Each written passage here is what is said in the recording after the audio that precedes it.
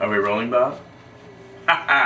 Today we're having a braising lesson. We're doing chicken, we're doing a coq au vin.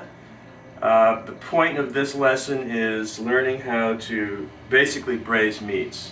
It's all about browning, it's all about adding liquids, and it's about slow cooking. Works very well for a meat that you want to impart a lot of flavor to, or a meat that is, say, a cheaper cut that you want to tenderize. It's not all about buying filet mignon and T-bone steaks and whatnot. It's about using what I call peasant cuts.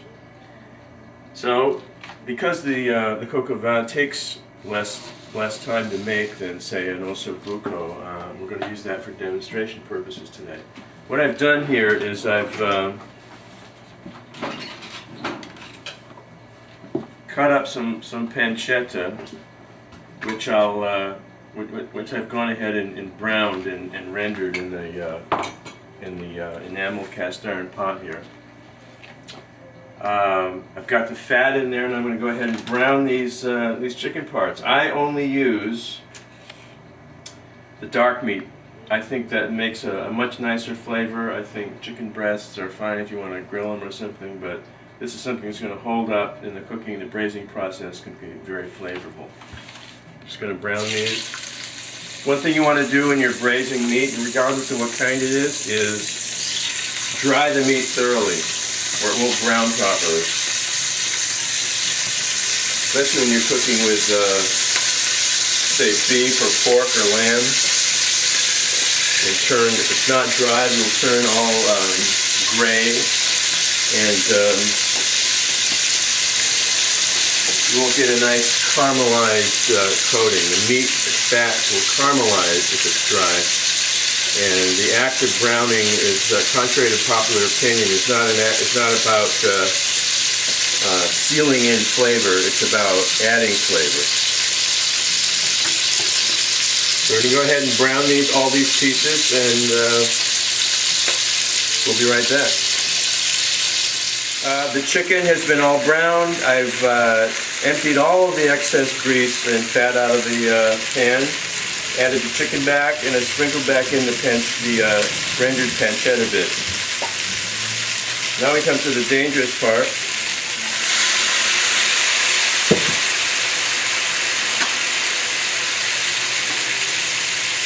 We're going to flambe that brandy.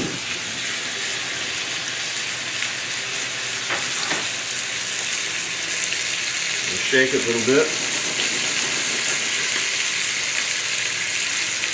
Quite a nice smell.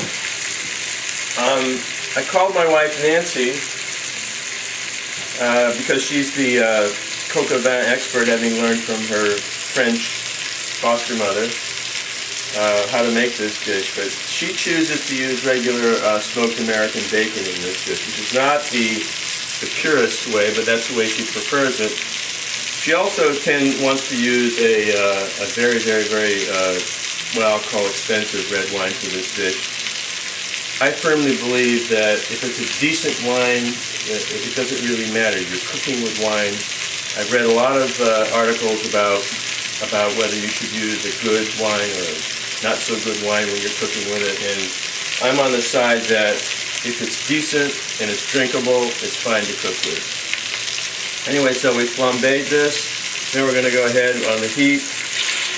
We're going to pour in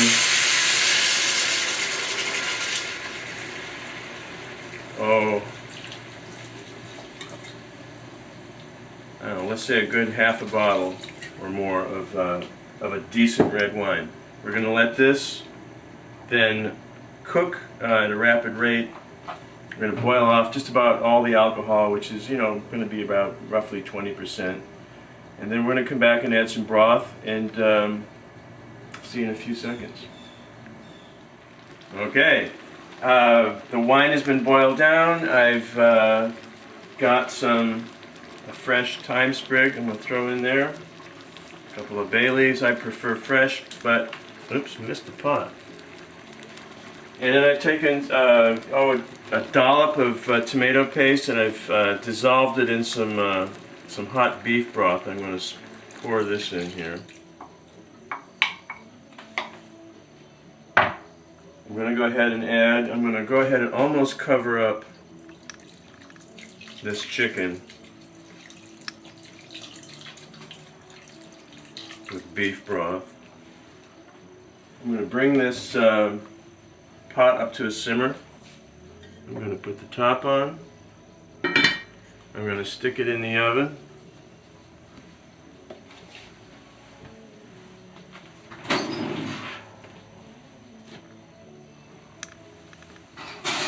I'm going to let it cook until it's done. And when it's done, I'll show you how to finalize it. A lot of people braise on top of the stove, which is perfectly fine. I tend to want to do it in the oven because you don't want the broth to be boiling. You want it to be barely simmering for a long period of time. And I find the best way to get an even all-around heat for that, consistent for 1 or 2 or 3 or 4 hours, however long that you're going to be braising whatever you're braising, you really come out with a better end result. So top of the stove is fine, oven is better in my opinion, and we'll be back, show you the end result.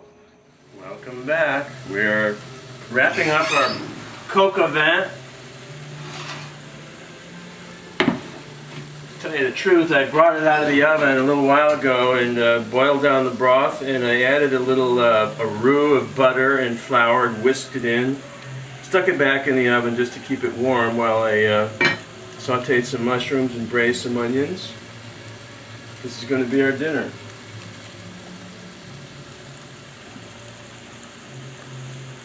What do you think, Debbie? Yummy. Just remember that braising is just as easy as that. There's nothing magical. It's not rocket science. You can add whatever flavorings you want. Chicken braised in red wine. I've had in Provence lamb braised in white wine and olives. There is no golden rule here. It's all about the concept of flavoring it the way you want to flavor it. There's no rules. White wine, red wine, chicken, beef, veal, doesn't matter. It's easy, it's simple. You put it in the oven, you walk away. Boil down the broth, do a reduction, do whatever you want, flavor it however you want. This is the height of improvisation. So we're signing off. We're going to take a still shot of this wonderful dinner when we're ready, and we'll upload it.